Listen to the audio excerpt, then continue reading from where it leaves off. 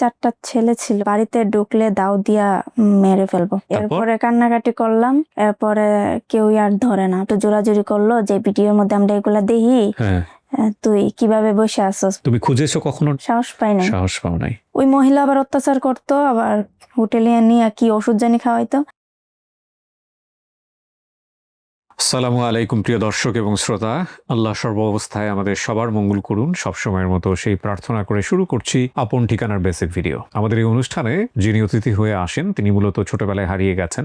অল্প এবং আংশিক কিছু মেমোরি বা স্মৃতি তার আছে, যেগুলো নিয়ে তিনি আমাদের এখানে বলবেন যে তিনি কিভাবে হারিয়ে গেছেন। এবং এই ভিডিও দেখার পরে আমাদের সামাজিক যোগাযোগ মাধ্যমে যদি কেউ এই পরিবারকে চেনেন তারা আমাদের সঙ্গে যোগাযোগ করেন এবং তারপর আমরা তাদেরকে মিলিয়ে দিই। এই অনুষ্ঠানটির নাম হচ্ছে আপন ঠিকানা। বিগত 5 বছরে 550-র কাছাকাছি এরকম হারিয়ে যাওয়া ছেলে মেয়েদেরকে তাদের নিজ পরিবার খুঁজে দিতে সক্ষম হয়েছে আলহামদুলিল্লাহ। সো আজকে যে বোনটি আছে তার কাছে যাওয়ার আগে আপনাদেরকে বলতে চাই, আপনি যদি এরকম হয়ে থাকেন কিংবা আপনার পরিচিত যদি এরকম কেউ থেকে থাকে আমাদের নাম্বারে যোগাযোগ করতে পারেন। আমাদের ফোন নাম্বার হচ্ছে 09639887777। এছাড়া আমাদের যে মেইল অ্যাড্রেস আছে sharemystory24@gmail.com, সেখানেও আপনারা চাইলে মেইল করতে পারেন। যেই পেজে ভিডিওটি দেখছেন RJ কিবরিয়ার পেজ, এবং ইউটিউবে তো আর ইনবক্স করা যায় না, বিশেষ করে RJ কিবরিয়ার ভেরিফাইড পেজে, সেখানেও আপনারা চাইলে আমাদেরকে ইনবক্স করতে পারেন।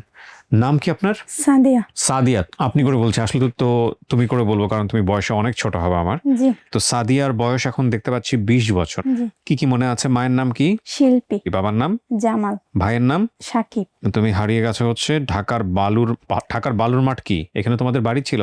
জি, মাঠের একটু পাশে বাড়িটা ছিল। ঢাকার বালুর মাঠের একটু পাশেই বাড়িটা ছিল। জি। সাদিয়া কি হয়েছে একবার প্রথম থেকে বলো তো। একদিন রাতে দাদুর সাথে মায়ের ঝগড়া হয়েছে।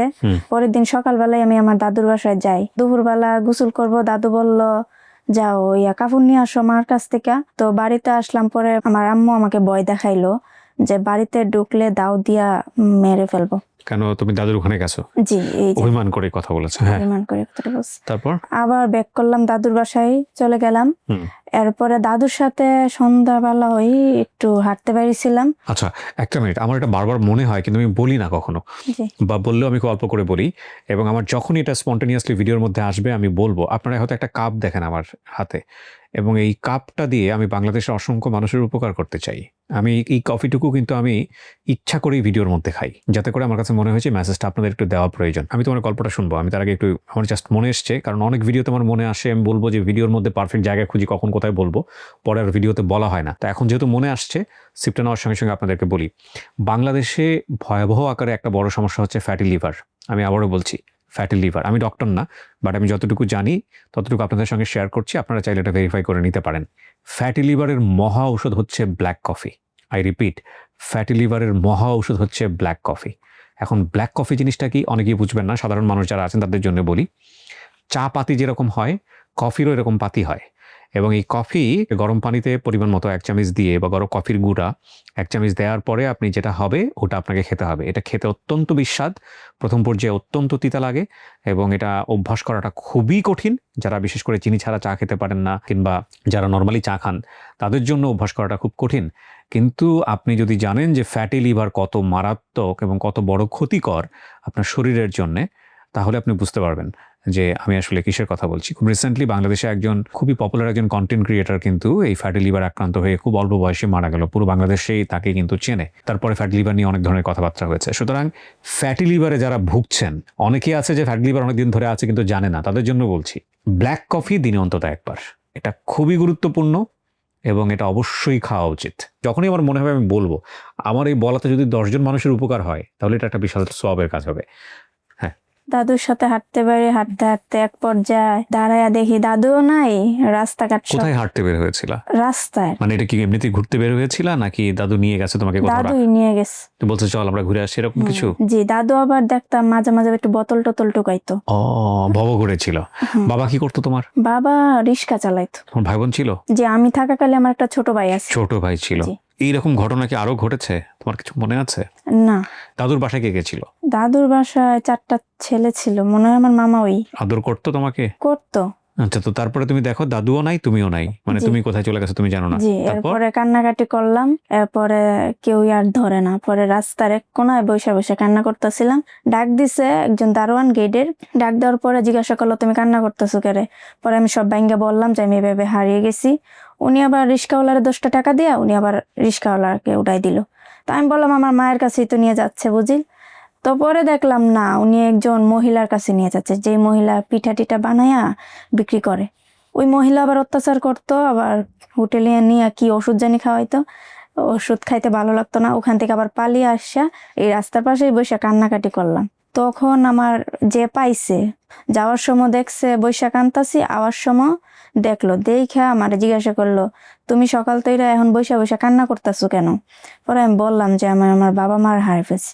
তো উনি কাঁধে করে আমার বাসায় নিয়ে আসলো। কাঁধে করে নিয়ে আসছে, তোমার তুমি অনেক ছোট ছিল। কাঁধে করে নিয়ে আসছে। নিয়ে আসার পরে বাসায় আশ্রয় দিল, ওনার ফ্যামিলি অনেক আদর করলো। তারপর ওনাদের মধ্যেই বড় হইলাম। ফ্যামিলিতে কারা কারা ছিল? ওনার বাবা ছিল না, মা ছিল, 2টা বোন ছিল, উনি সহ 4টা ভাই ছিল। উনি তখন বিয়ে শাদী করে নাই? না। আচ্ছা, তো কি ডাকতা ওনাকে? বড় ভাই বলেই ডাকতাম। পরিচয় আছে তোমার সঙ্গে এখনো? যোগাযোগ নাই, বিয়ে হয়ে গেছে পরে ওরাও পিছাই গেছে। কিভাবে বেরোলো এই ফ্যামিলি থেকে? নাকি ফ্যামিলিতে বড় হইছো? ফ্যামিলির মধ্যে বড় হয়েছে, ওরা বাসা বাড়ি দিয়ে রাখছিল আমারে। ও আচ্ছা, বিভিন্ন জায়গায় দিয়েছে কাজের জন্য। জি। আচ্ছা তো বড় হয়েছে পরে আবার আইনা বিয়া শাদী দিয়ে দিল। আচ্ছা, এখন কি সংসার করছো? জি। কি করে তোমার স্বামী? গ্রামে গ্রামে টুকটাক কাজ করে। গ্রামে গ্রামে কাজ করে। ছেলে মেয়ে আছে তোমার? না। বিয়ে হয়েছে কতদিন? 1 বছর। মাত্র 1 বছর। চলতাস। তুমি খুঁজেছো কখনো নিজের পরিবারকে? না, সাহস পাই নাই। সাহস পাও নাই? তো ওই আমার যে আফু, উনি আমাদের বাড়ির পাশেই থাকে। তো ওনার মা একটু জোরাজুরি করলো যে ভিডিওর মধ্যে আমরা এগুলা দেখি, হ্যাঁ। তুই কিভাবে বসে আসছস মা ছাড়া। আবার আমার শ্বশুর বাড়িতে অনেক কথা টথা বলে, এই জন্য উনি মায়া দেখাইয়া আমারে বললো। তুমি নিজে দেখছো আমার ভিডিও কখনো? হ্যাঁ, অনেক আগে দেখছিলাম। এই আপন ঠিকানা দেখেছো? দেখছি। যোগাযোগ করনি কেন? একলা দেখে এত একটা সাহস পাই তোর না। স্বামীকে বলতা? বলি নাই। আচ্ছা। এখনো তো আমার আসতে দিছিল না, হুম। তারপরও বুঝাই টুজাই আসছি। বোঝে না আসলে বুঝে বিষয়টা। না। আগের যুগের মানুষ তো, হ্যাঁ। বা ওনার ছেলেবেলে কোনোদিন ঢাকা শহর আসে নাই, যদি হারিয়ে যায় হ্যাঁ। এটা চিন্তা করে। তোমার কি আর কোনো কিছু মনে আছে? একটু মনে করার চেষ্টা করবা কিনা দেখো। মানে তোমার বাবা তো রিক্সা চালাইতো তুমি বললা, তাই না? জামাল মিয়া। জি। মায়ের নাম ছিল শিল্পী, শিল্পী। তোমার নাম সাদিয়া, তোমার একটা ভাই ছিল তোমার ছোট, ওর নাম ছিল সাকিব। জি। ঢাকার বালুর মাঠে তোমাদের ওইখানে বাড়ি। জি। ঢাকার বালুর মাঠ। এখানে গিয়ে খুঁজতে হবে যে জামাল মিয়া নামে কেউ আছে কিনা যিনি রিক্সা টিক্সা চালায়। ওই সময় ওর বয়স কিন্তু বেশি না, 20 বছর। আজ থেকে 10 থেকে 15 বছর আগের গল্প এটা, তাই না? অনেক ছোট ছিলাম। তুমি তো ছোট ছিলা, বুঝতে পারছি। মায়ের চেহারা মনে আসে, বাবার চেহারা মনে আসে? দেখলে হতে পারে। দেখলে হয়তো চিনবা। প্রিয় দর্শক এবং শ্রোতা, চলেন আমরা সাদিয়ার জন্য একটু চেষ্টা করি। বিশেষ করে ঢাকার যে আশেপাশের এরিয়া আছে, এই বালুর মাঠ কোথায় আমার জানা নাই। ঢাকার বালুর মাঠ নামে যদি কোনো পরিচিত এলাকা থেকে থাকে আপনারা দয়া করে একটু চেষ্টা করুন, যাতে করে সাদিয়াকে আমরা তার পরিবারের কাছে ফেরাতে পারি। যদি পরিবার পাওয়া যায়, তোমার স্বামীকে সাথে করে নিয়ে আসবা। জি। ঠিক আছে? তাওয়াক্কাল তো আল্লাহ। একটা ভালো সংবাদের প্রত্যাশায় শেষ করছি। আসসালামু আলাইকুম।